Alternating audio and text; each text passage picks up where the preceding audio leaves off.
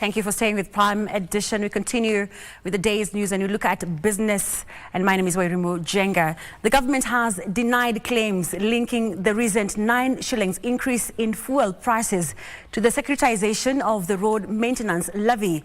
Energy Cabinet Secretary Opiyo Wandayi says the government has not introduced any taxes and levies in recent months. On Tuesday, former chair of the Budget Committee and Kiharu Member of Parliament Ndindi Nyoro claimed that the government used part of the Road Maintenance Levy to fund, or rather to offset, more than 175 billion shillings in pending bills.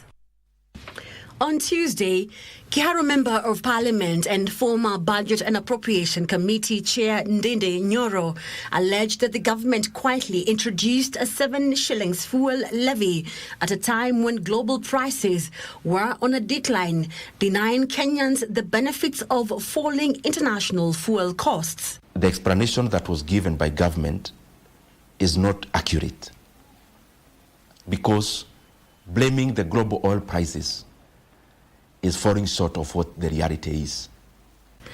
He further claimed that the government had used the Road Maintenance Levy as collateral to secure 175 billion shillings loan to pay pending bills in the road subsector. You know, when you start misreporting things and giving statements that are not factual, and you have been chair of the Budget and Appropriations Committee, then you leave Kenyans asking questions. But Energy Cabinet Secretary Opiyo Wandayi says the only review of the levy was in July 2024, when Parliament approved an increase from 18 to 25 shillings per litre for both super petrol and diesel.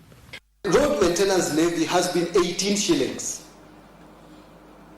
That 18 shillings has not been touched by the government, because we know it is being used to maintain our roads and all the rest.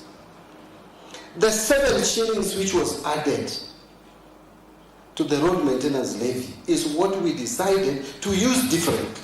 The adjustment, he explained, was aimed at improving funding for road infrastructure across the country.